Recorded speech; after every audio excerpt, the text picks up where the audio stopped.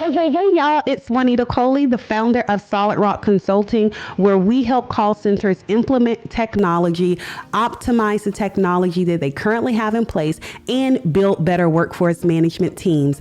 I want to welcome you to Call Center Chronicles. Call Center Chronicles is a place for CEOs, call center professionals, tech leaders, and yes, the customer, looking to have fun yet thought-provoking conversations around how we improve customer experiences and companies' bottom line. We are on a mission to normalize women in tech and workforce management leadership roles, and we believe that that starts with conversation. Welcome to Call Center Chronicles.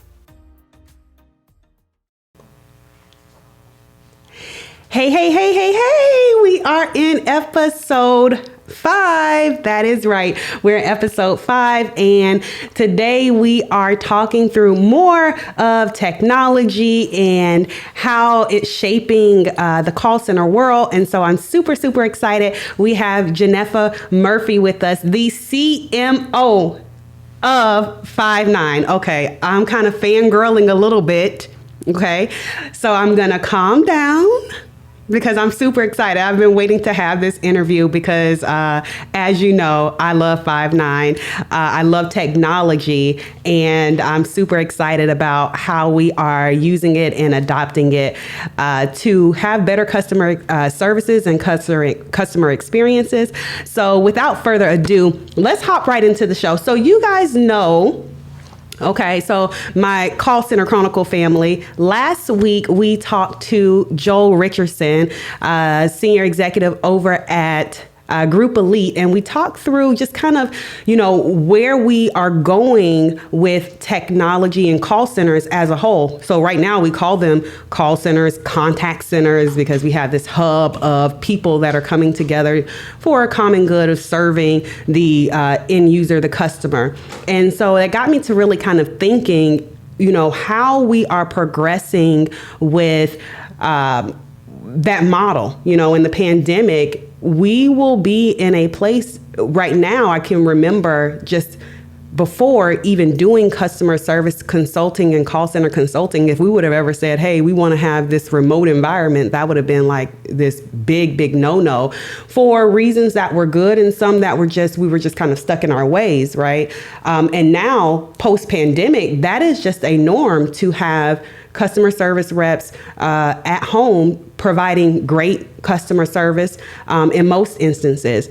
And so I wanted to understand more about what does post-pandemic the call center industry look like? And so we began to really talk through that and talk through, I think it was really important, Joel kind of noted on, and we talked through how going back and looking back at where this call center arena this evolution kind of evolved from, talking about the telephone, right? How the telephone was even invented and talking through all of that. So we did a little history lesson, and I want that fun to continue. So we are going to do the same thing here. So let's go ahead and talk through our history lesson for today.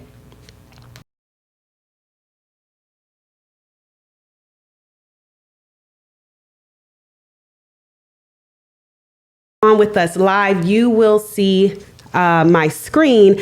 And so we began to talk through we talked through the telephone last week, but I wanted to talk through ancient civilization technology and just the history of technology, period. Okay, so one of the things that we notice is that with technology, and I can't get my slide to go to the next slide. Let's see. Okay, so we've come a pretty long way as it relates to technology. So I was thinking about, we talk about ACDs, we talk about AI, and we talk about all our modern technology. But as I begin to really kind of do more and more research, I begin to see how technology isn't just electronics, it's really a methodology and a systematic approach to doing some very unique types of things. And so when I began to look up technology from ancient days, and we look at, you can see some images here from the first tools dating back 3.3 million years ago. Like, that is absolutely insane. My mind was just really, really blown when I began to think about how far technology goes back. You know, when we think about before the Common Era, it began to progress and we begin to see things like gunpowder. We also saw things more, what we would probably be more familiar with around, you know, compasses and all of those different things. And then as we transitioned to become more modern, we saw things like photography, the use of the telephone or the invention of the telephone, automobiles, and then just here, not too long ago, artificial intelligence really has begun to be introduced into how we're servicing human beings and how we're just progressing and evolving as human beings. And so I think technology is just such a great helper of the human civilization. And as I begin to really think about how artificial intelligence is one of these new things that, or is really not new, but we are now more adopting it more. It really made me begin to think about how we're leveraging it today.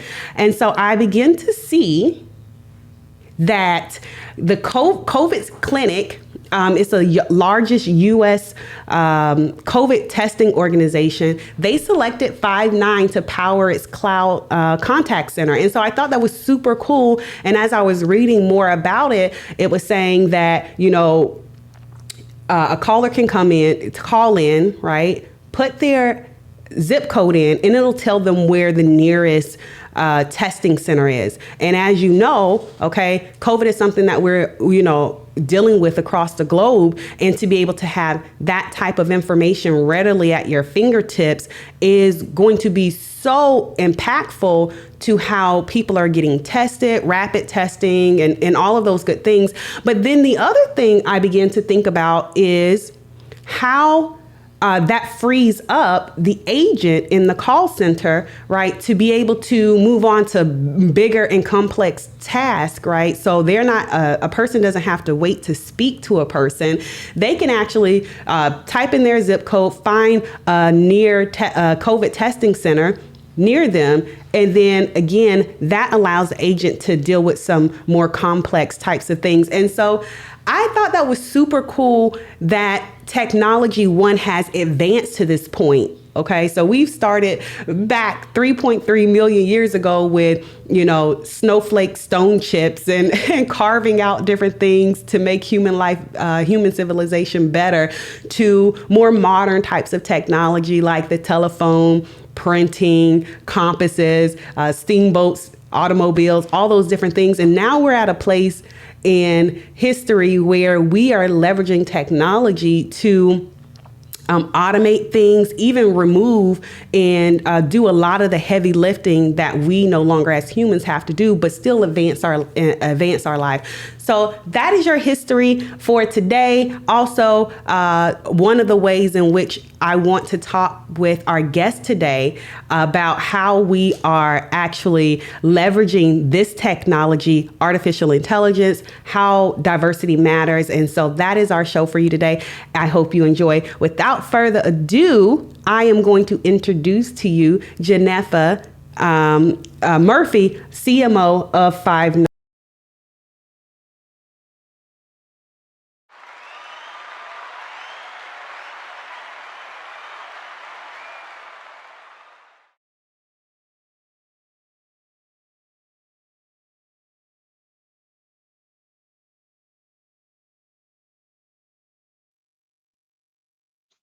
Okay, I think I'm off mute. I think I can hear you. I think you can hear me. I still can't hear you though, Juanita. I think we've got one more button to press. There you go. I'm off mute. You can hear me. Yeah, that's it. It wouldn't be a call if someone didn't say you've got to get off mute. That's the reality of what we live in. Right. Listen, I just press the buttons they tell me to press. Okay. So But thank you so much for coming on the show today. I'm super, super excited to have you again. Like I said, I'm just so in awe about technology and how we're leveraging, how Five9's leveraging AI and some of the capabilities that we have now. Tell us a little bit more about yourself. Sure. So thank you for having me. I'm really glad to be here. And I love a good fact. I love a good history lesson. So as you mentioned, my name's Genefa Murphy. I'm the Chief Marketing Officer here at Five9.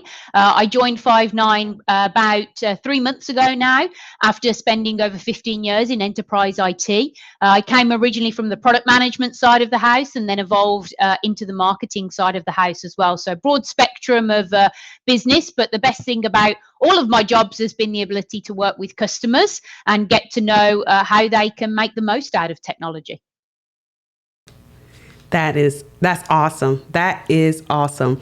So tell us a little bit more. So I was actually doing some research and I was looking at the COVID clinic, like I was saying, and I saw that transpired on, I think, March, beginning of this month, that the COVID clinic was partnering with you guys. Tell me a little bit more about that partnership. Yeah, so that was a really great opportunity. And as you mentioned, so the COVID clinic provides really a critical public health service at the moment by delivering drive-through testing sites for COVID-19. So they currently have about 65 locations across 6 states in the US, and they're adding about an average of 2 new locations every week. So they're ramping up really quickly. Their goal is to have around about 200 active testing sites set up by the end of 2021 across 27 states. So they're going from 6 states to 27. They're adding almost 2 new locations a week, and they want to have 200 active testing sites set up by the end of 2021.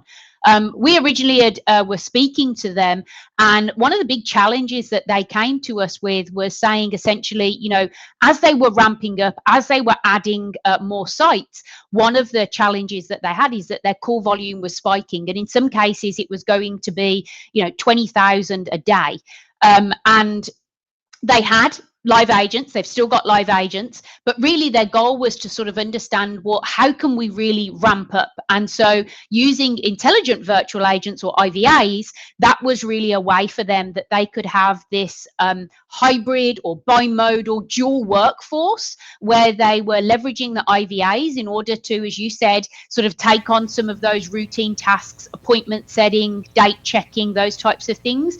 And then they can augment their live staffing agents. Because it was just going to be too expensive and, quite frankly, too slow to actually get the live agents ramped up in time. So we're partnering with them to do their inbound calling, to support their live agents and their digital agents, giving them IVA, and then also supporting digital engagement channels like SMS so that they can send appointment updates. And, so that people can find the nearest testing location, get test results easily, schedule, reschedule, cancel appointments.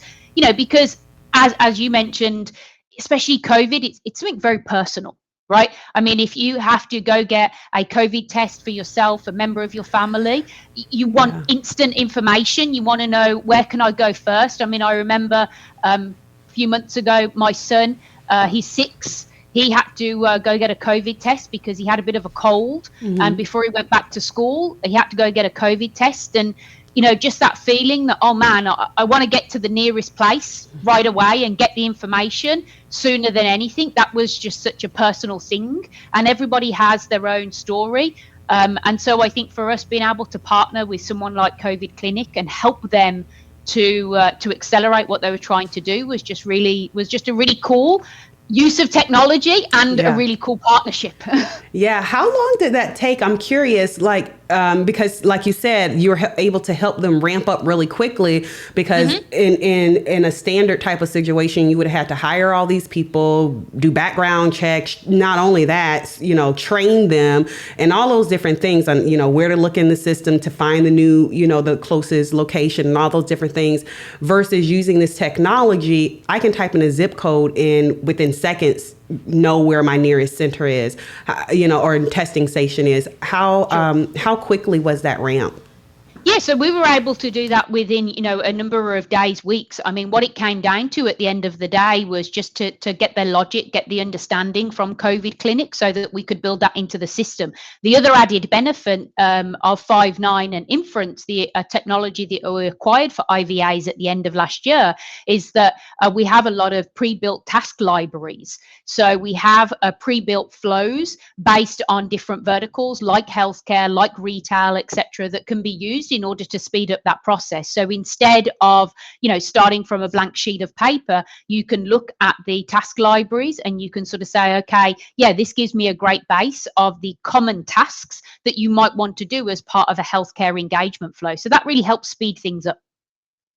I love that. I love the pre-built flows based on industry. Mm-hmm. That's even like taking it to another level, because then that gives you ramp really quickly, right? So, hey, if you are in the healthcare industry, these are some things that are standard, that you may want to consider, and really be able to build out that workflow very quickly so that you can now go live very quickly, as opposed to a, hospitality industry. Mm-hmm. We'd have different types of workflows. So I think that is super, super cool, and a very effective way to use that technology and leverage it to get the best use out of ramping really quickly. That's cool. No, and that's what a lot of our customers want, right? Is how do you reimagine? We say reimagine your customer experience and realize results. And part of realizing results, one of the things we did with COVID Clinic was we actually helped them. We've got an ROI calculator that we use with customers in order to show the ROI that they can expect to get, and to help them to build the business case. So it's the content to get things done, but also building the business case. And with COVID Clinic, the cost savings, probably in the first year, we said that it could be anywhere up to, $2 million of ROI that they could start to receive back. But that time to market is what's actually really going to help them, because that helps them to provide a better level of customer service and also to be differentiated.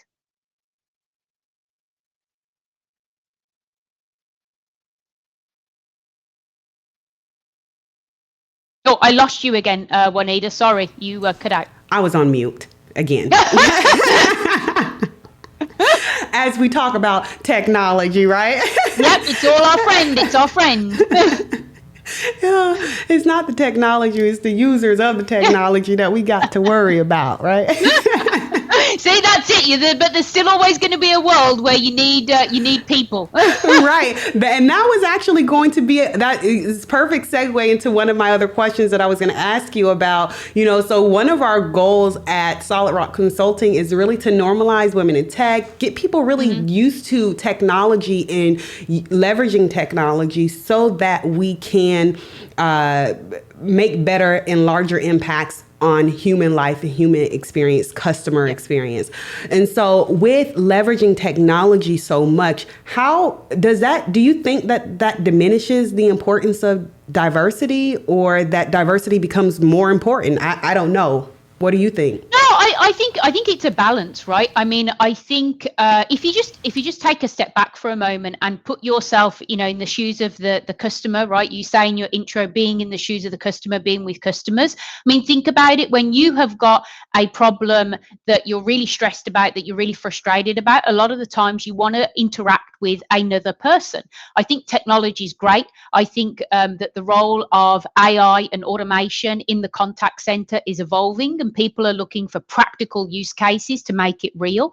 But I think at the same time, you still want that human engagement. You still want that person on the other side. And I think, as you mentioned as well, like, people often misconceive there's a bit of a bad rap that automation gets, right? Everyone always thinks, oh, automation, AI, you're going to implement that in the contact center and it's going to lead to people losing their jobs. But that's not really the goal of AI and automation. The goal of AI and automation is to improve, make you more efficient, make you more effective, use your people where it matters most. Yes. So I think that's the key. It's how do you leverage the human brain power and the human element with technology to augment it and just make it better, just make it more efficient, more effective.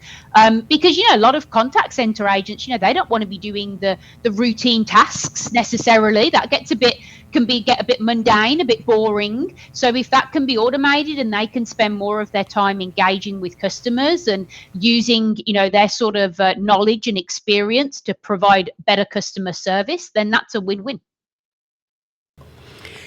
You dropped the I know so this is your first time on the show, so I have to tell you about the gem drops, right? So we do gem drops when I need to get a mind blown emoji first of all, because that's what I really feel, right? Like when you said that about using your people where they're needed most, and then you also said when you have like these high stress situations, customers, right? The last thing they want to really probably do is deal with artificial AI, right? It's like I don't want to press. Yeah, most people, you leverage technology, you go to the website, you do self-service, you do what you want to get. If you're making the effort to call, it's probably because either you're not quite used to that technology yet and you're not comfortable with it, so you want a person, or you're so frustrated and you can't find the information that you want to speak to a person. I mean, if you look at things like technology buying cycles, 70% or more of the assessment is done online. Why? Because there's so much great information out there. There's chatbots, there's FAQs, there's knowledge bases, there's forums. But, so most people are coming to a call having probably done quite a lot of that, and they want to speak to a person. That is so good. What I just heard you say, if I call, I want a person. Basically, because right, if I'm calling, like you said, buying patterns, I've already went online. I've looked. Most people want to self-serve. A lot of times they can get to the information much quicker. But by the time I'm calling, a lot of times I want to speak to a person. I want that human interaction. Just guide me, give me the answer at this point. So I think that is super cool. So how do we balance? This is kind of a spin-off question then. How do we then balance making sure that we don't force AI onto people or technology onto people, but that we encourage technology and we give them the resources to use while still making sure that they get what they need? Yeah. Well, I think that's where, for me, it comes down to what I sort of talk about it as the 3 A's. It's AI, automation, and analytics. Because I think if you have a good analytics strategy, a good data strategy, you can actually look at the places that you're applying AI and automation, and then you can use the data to understand, well, is this getting us the outcome that we wanted to achieve? So, for example, have we taken a use case and we've automated that use case, but then do we see a correlatory effect with, for example, customers' level of satisfaction going down?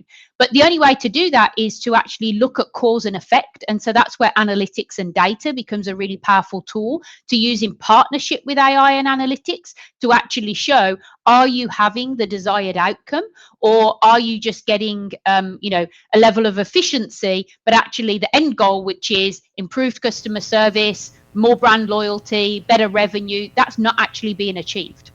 That is good. AI, automation, and analytics. So that's how we can, those are our 3 A's on how we can really make sure that we're not forcing the automation and the technology and all of those things onto the customer experience, but that we're using it to enhance their experience. One example that I'm really thinking of is, and so I come from the call center world. I was groomed in it. I can tell you about it till till the moon turns orange or whatever, right? So, and so one experience that I'm thinking about is when we create IVRs to, if you don't opt a certain way and you keep hitting zero, then it just drops you off, right? So in that instance, you are forcing the customer to select something instead of maybe then putting them to a department that is maybe triaging them some kind of other way. And so that is kind of where that question comes from, is how do we make sure that we're leveraging the technology to enhance the customer experience and not forcing it on them. So really, really, really good.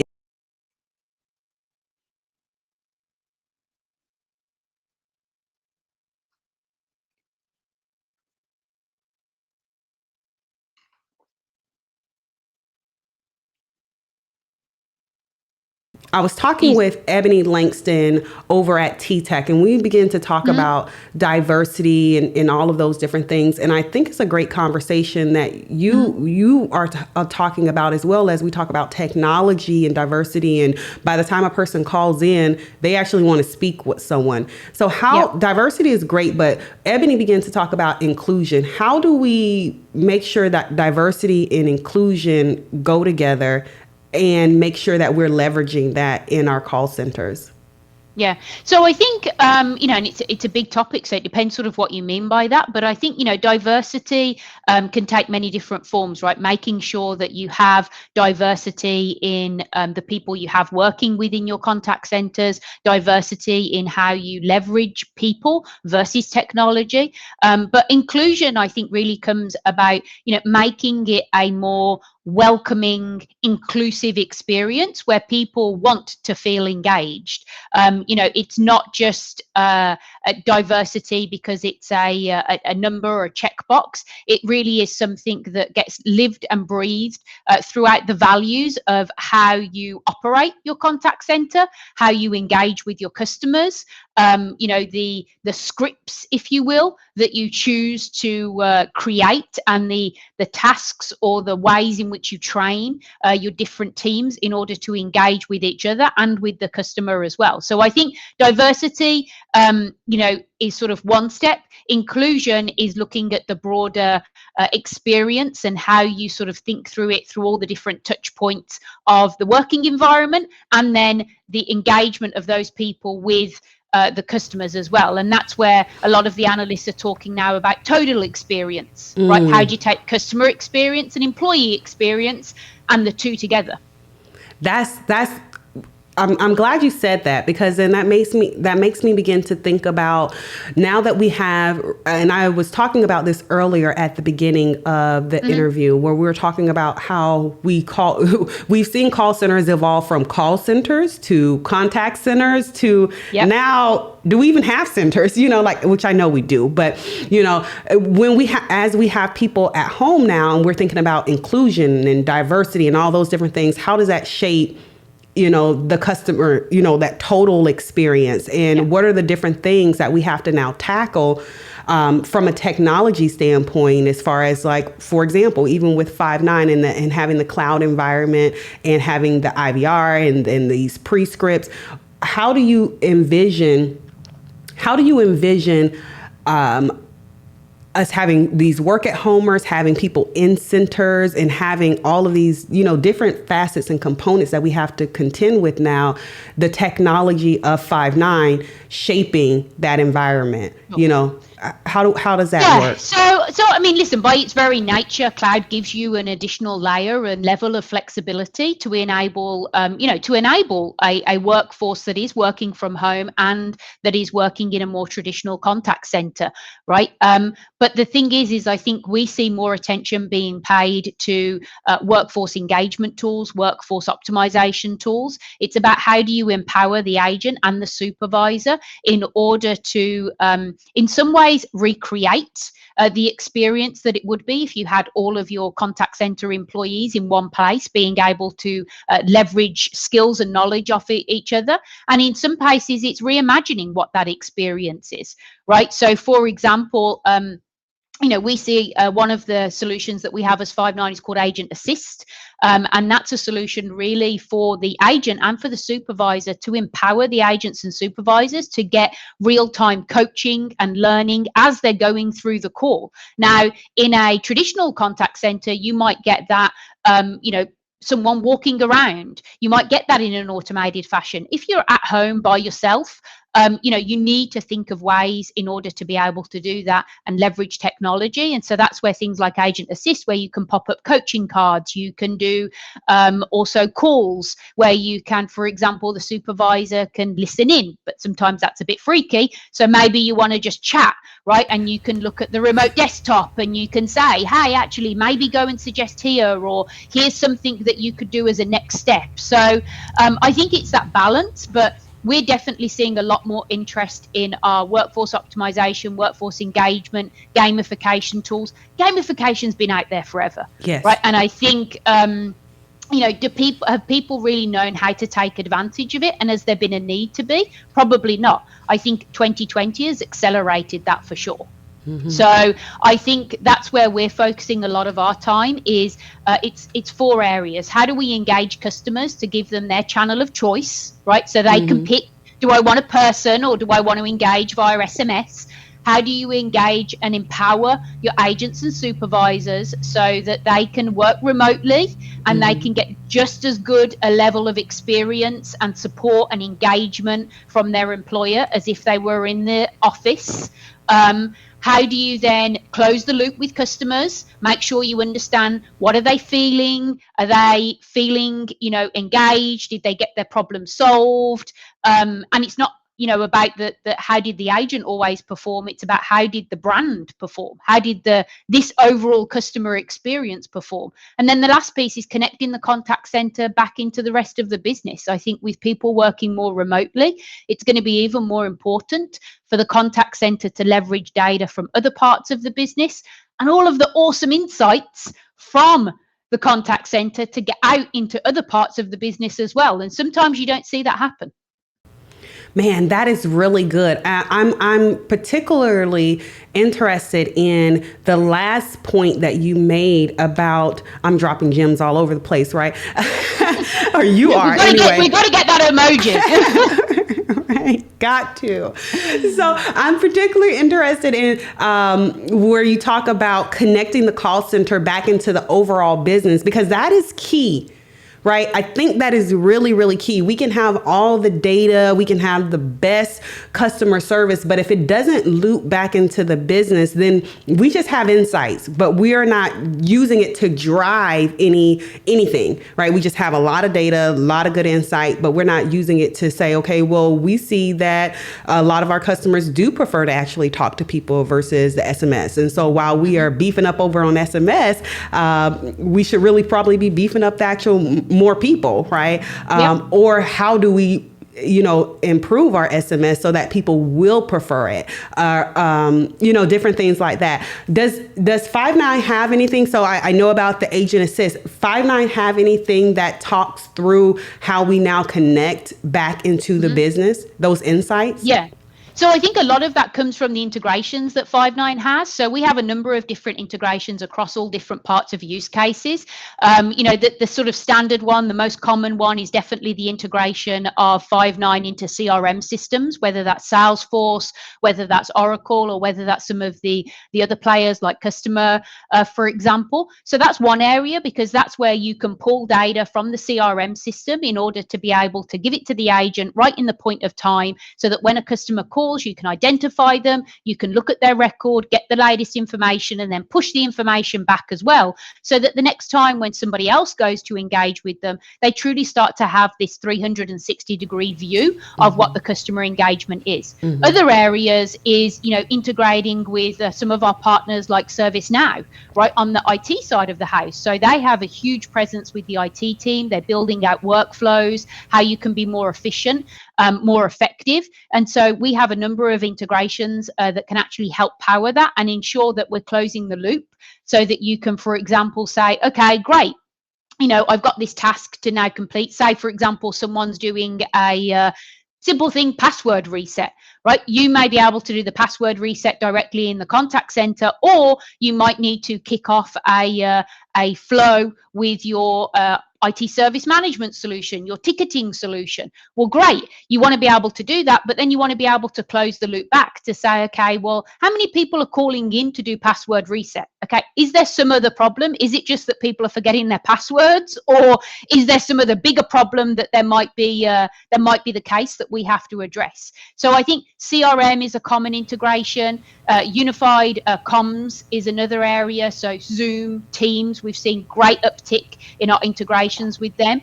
And then also ServiceNow and some of the broader sort of IT landscape as well. So I didn't know that. You all are integrating with Zoom? Yeah, so Zoom is actually one of, it's been a long time partner. We're a user of them, they're a user of us. And we actually, we have a lot of shared customers together. Because, for example, we do actually see some of the data shows that there is a rise in the number of video calls happening in contact center.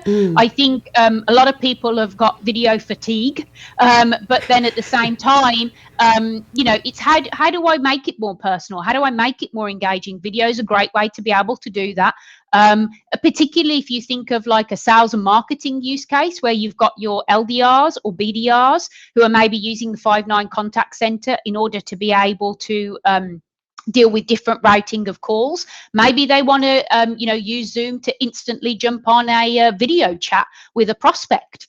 Versus just having a phone call. So we have that capability to integrate with Zoom and jump out to Zoom and integrate it as part of the platform. So if you want to do a video chat, if you're using Zoom as your UC provider, we can integrate it fully with the Five9 contact center, and it provides a pretty streamlined experience. That's pretty awesome. I didn't know that. You taught me something new, There you go. Yeah, there's so many different players. Hey, like I said, I'm new to contact center. I'm not a vet, but so even I'm like, whoa, all of this cool stuff that we can do. Yeah, it's so much, and my entire career has been in contact center. So I love how the technology. We're leveraging the technology to have that full circle. And I love what you said about that total experience. So we have, for the last few years, I've been saying customer experience.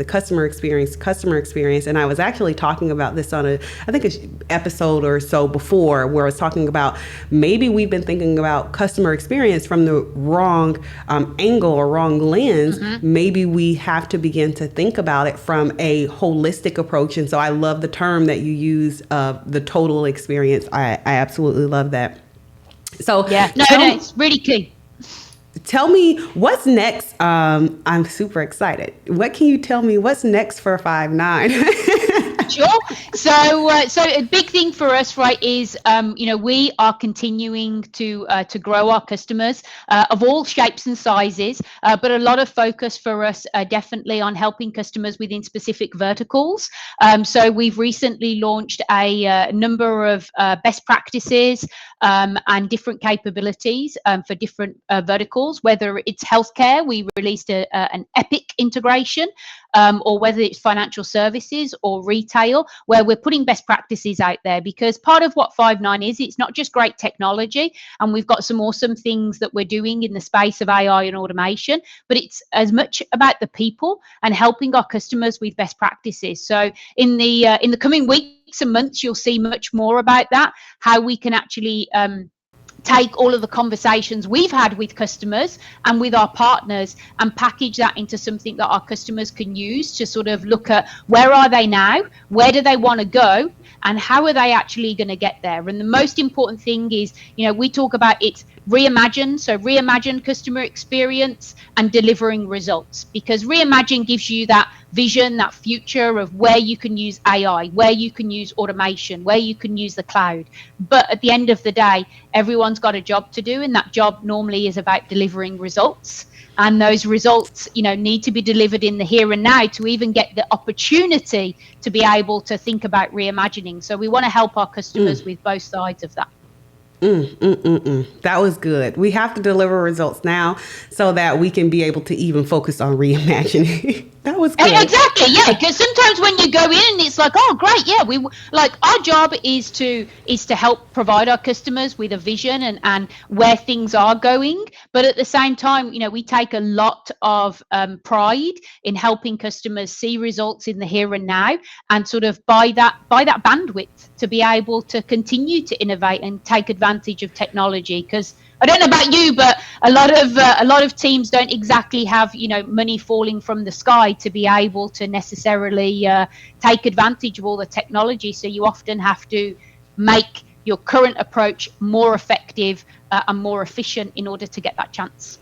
And that's so great, because that leads me into my last question, where again, like I said, my whole career has been spent in contact centers. And so I moved over to, I was working in contact centers. So I got started by reading a Blue Pumpkin manual, which is now Variant, right?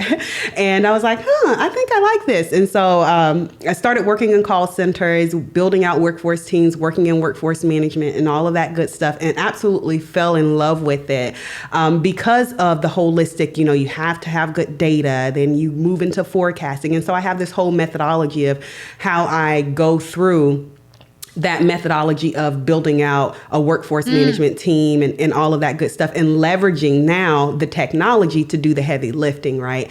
And so you said one thing that was it stuck out to me about, we have to get the basics, or we have to deliver results, and then we can reimagine, right? And we don't have a core foundation, right? And I see this so many times where I'll go into a contact center and they're leveraging this Ferrari of a tool, right? But because they don't have the basics, they don't have the foundation of they don't have the data points, or they don't have a good understanding of what forecasting even is, or they don't understand why they would do a split shift over a stair-step shift, or whatever the case may be, what intraday is. They don't understand those different components, or what I call the life cycle of workforce management. Then they have an excellent tool that will work, but they don't know how to appropriately maximize it and reimagine the possibilities, right? And so I think that is what is so important, is that we have a good foundation, and then we can be able to reimagine. And so that leads me to my question about, you were mentioning earlier about workforce engagement has been a big thing. You've been saying that has been a big concern of customers. How are you guys at Five9 making sure that you meet that demand and meet that question mark for customers of, okay, well, I had this awesome piece of technology. How do I make sure that my customers are engaged, my workforce staff, I'm having scorecards, performance management, all of those different components of workforce management demands are being met? Yeah. So I think it's really sort of helping customers to understand where they are right now and where do they want to go. So for example, are they doing manual quality management, or can they automate that process? Are they, do their supervisors have limited or no workforce or quality management tools behind their various channels? Are the quality management tools only on one channel and not looking at the full channel, right? So often you've got people who are doing, maybe quality management on voice, but are they really doing it across everything, across all the different digital channels? So I think that's one area, is helping customers understand, and just being honest about, are you in that sort of emerging stage and an evolving stage, or are you going into a sort of leading stage as well? And then I think when you get into that leading stage, you can create sort of super agents and super supervisors, where supervisors have got advanced abilities to manage and measure resources and performance, and can compare and use insights to predict scheduling needs and balance them across the different channels that they have available. So I think that's part of it as well, is, we've got great solutions. We're continuing. We did I think it was about 7 weeks ago now, we did another great release of our WFO solution. But we're also putting some best practices out there as well to sort of help customers look at where they are, where they want to be, and then what are some of the both tactical and strategic steps that they can take in order to evolve their approach. And the other piece is really making sure that our WFO solutions are integrated into the sort of broader Five9 capabilities. So we did do some acquisitions last year, bringing those in. Making sure as well that you can access them directly from the Five9 platform, and also creating a more unified UI and user experience, so that people don't have to click around to multiple places. They can get to it in as fewer clicks as possible.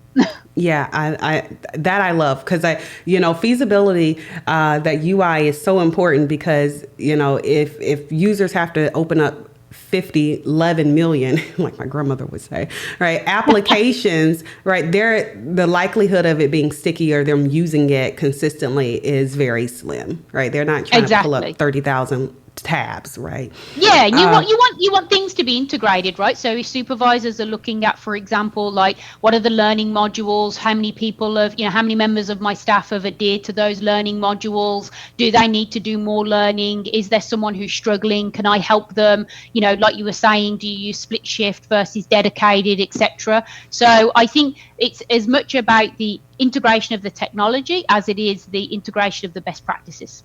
And that's where partners are a huge element for us, partners and consulting, because they really can help us to evolve our own team and to augment our own team in helping customers on that journey.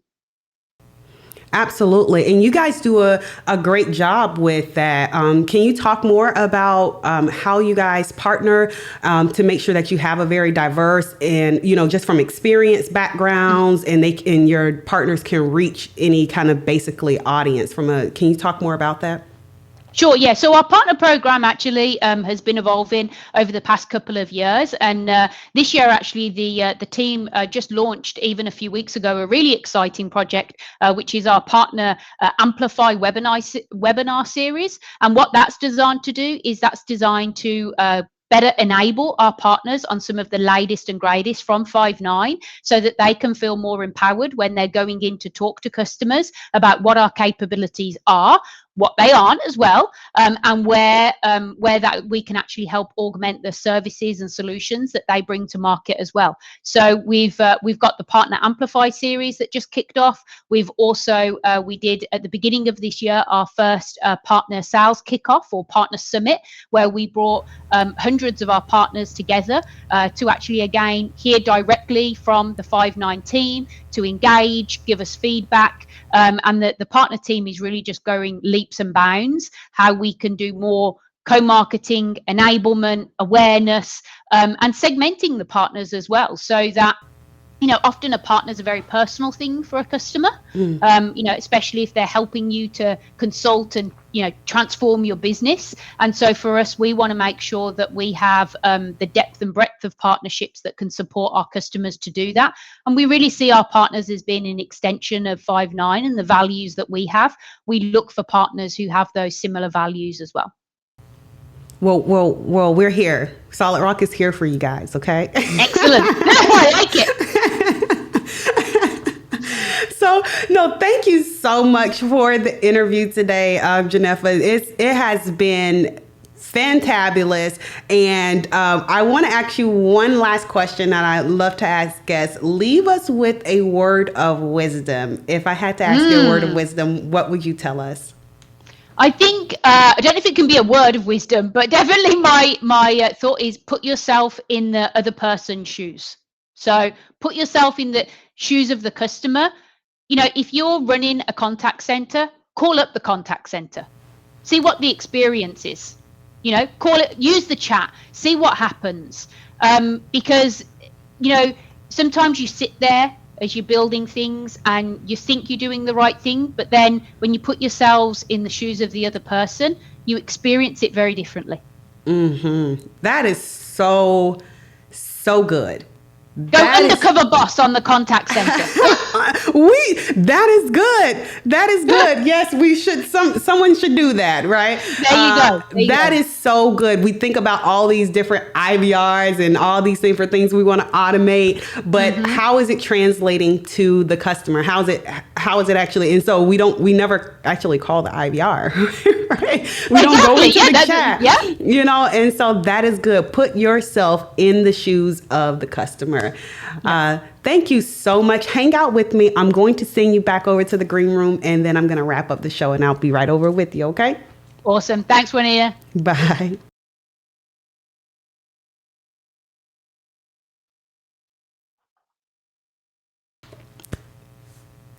Am I talking? Yes, I am talking. Okay, you heard it here with Genefa, CMO of Five9. excellent show. I mean, some of the highlights that I took from the show, and I hope that you guys got, was, the 3 A's, the AI, automate, and analytics. That's really how we help encourage our customers to participate and transform this customer experience, or this total experience that you heard Genefa allude to, instead of forcing them into this environment. That's how we really kind of take our technology to the next level. Then she talked about closing the loop back, getting the contact center back into the business. So it's really great to have all of these insights and have this technology, right? But if it doesn't feed back into the business, then are we really driving a total experience? Are we? I think not. And then I also loved how she says that if I'm calling, I want to speak to a person. So by the time, again, a lot of information is already on the web, on businesses' websites, and customers are getting just really evolved in how they look for information. So by the time they call, they usually already know what the price is, or they know what the process is for a particular thing.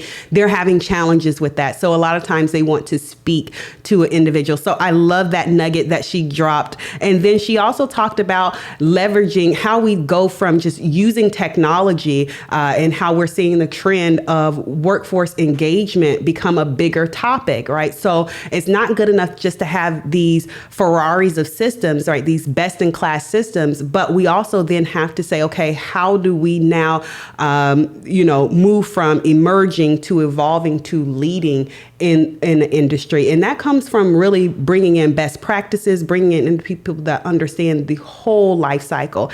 And so thank you guys so much for tuning in. I can't wait for our show next week. Next week, we are talking to Hosanna Haley, and we are going to be talking through I can't code, but I love technology. And so we are going to be talking with her all the way over from the UK. And so I'm super excited about her show. Make sure that you tune in with us next week as we dive into some more Call Center Chronicle episodes. Thank you guys so much. Talk to you all soon. Bye.